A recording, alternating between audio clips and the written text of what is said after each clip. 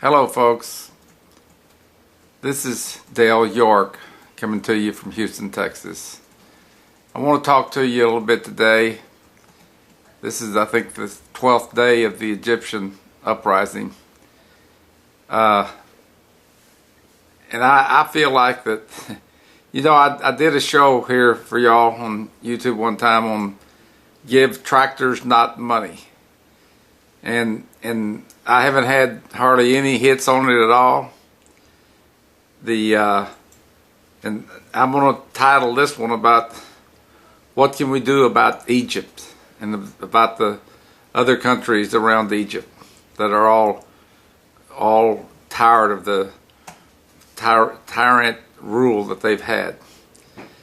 And folks, in my humble opinion, we are the biggest problems. We who call ourselves Christians and then don't take up the tasks and really go for it.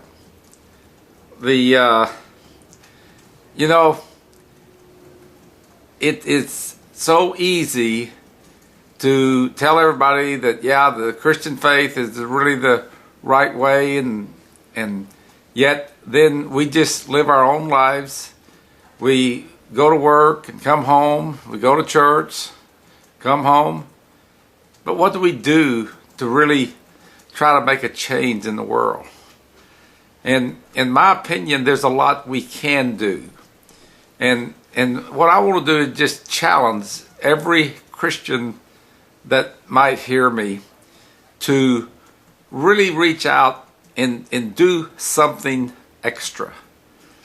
I mean, are you witnessing every day to your fellow workers or to even strangers that you see?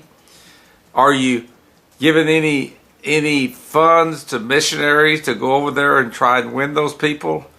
So many slogans we all over our churches and billboards, we have Christ is the answer.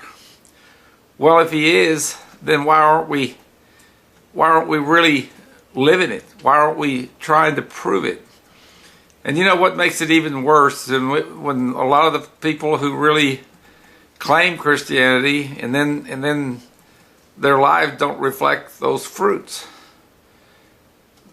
I just know that we can all do better, and if we don't, the world's going to just get. I hear so many people say, "Well, it needs to go ahead and end anyway." Well, let's not want it to end until we have won everyone to the Lord, or at least give them a chance to know Him. And there's so many people over there. Whenever I've seen what that Mubarak has done, he literally has raped Egypt. It's just a shame. I mean, all the money he has in secret funds around the world and houses all over the place, and in the United States and Europe and everywhere. He doesn't deserve to be a leader of anything. He is just a absolute tyrant, like they're calling him. It's the truth. And just because he worked with us, we just put up with it. But we're given $1.5 billion a year so they can buy weapons to kill people. Anyway, it is just so sad that we are supporting someone and giving them money to buy things to kill people with.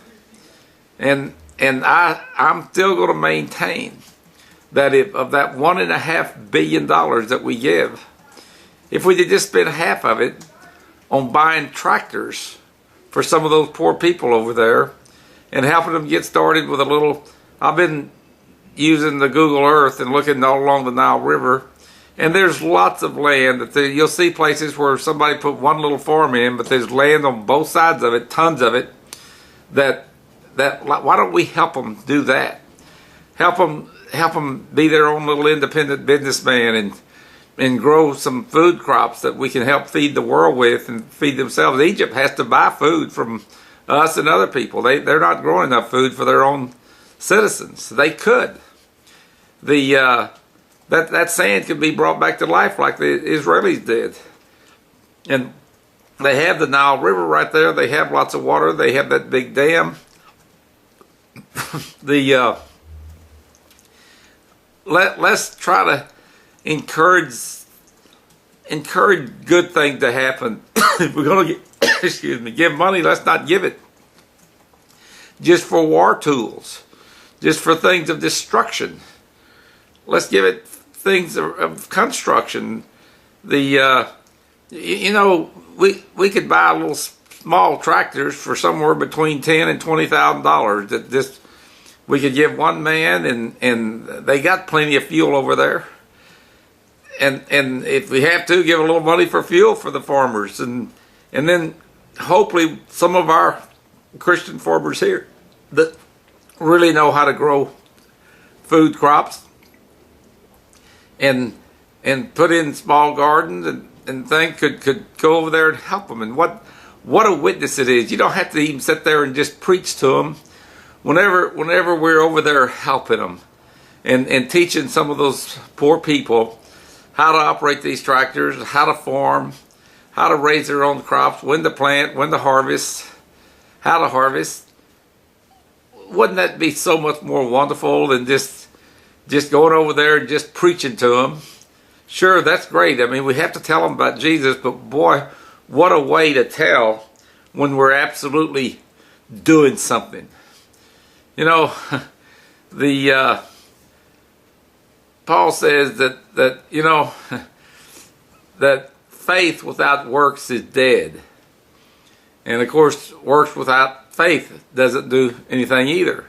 So why can't we just really reach out and try to help change the world? I mean, you know, our country, folks, is going downhill in a basket because even the government is running away from God. We're allowing people like the ACLU to dictate what we do.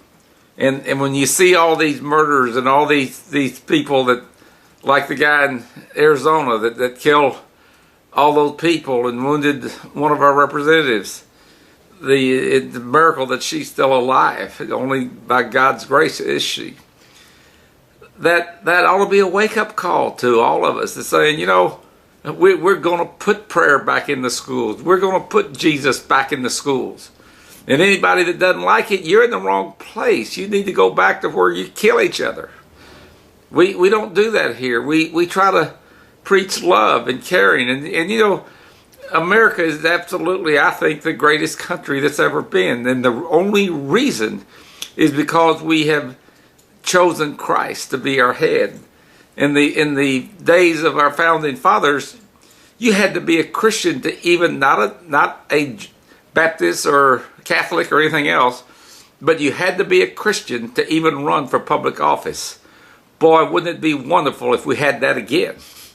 It would literally change the way it is. And that's why this country, in just 200 years, has outstripped and outdone all the other older countries that have been in existence for 2,000 or 3,000 years. So, folks, I just pray that you will contact me and at least encourage me to keep doing this, because it's something that we need. And in any way you want to contact, I have an email called His Fuels, meaning Jesus' fuels, at yahoo.com. And my goal is to try to get farmers to start growing energy crops as well as food crops. And we have enough land here that if we really use it all, we can literally change the world.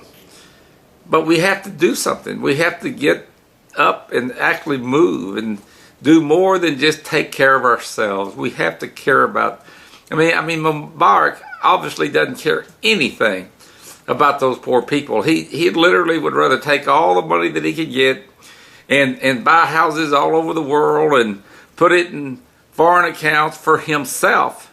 And he could care less whether his people live or die. And people like that don't need to be in power, and we don't need to be supporting him just because that he does some of the things we asked him to do. That's just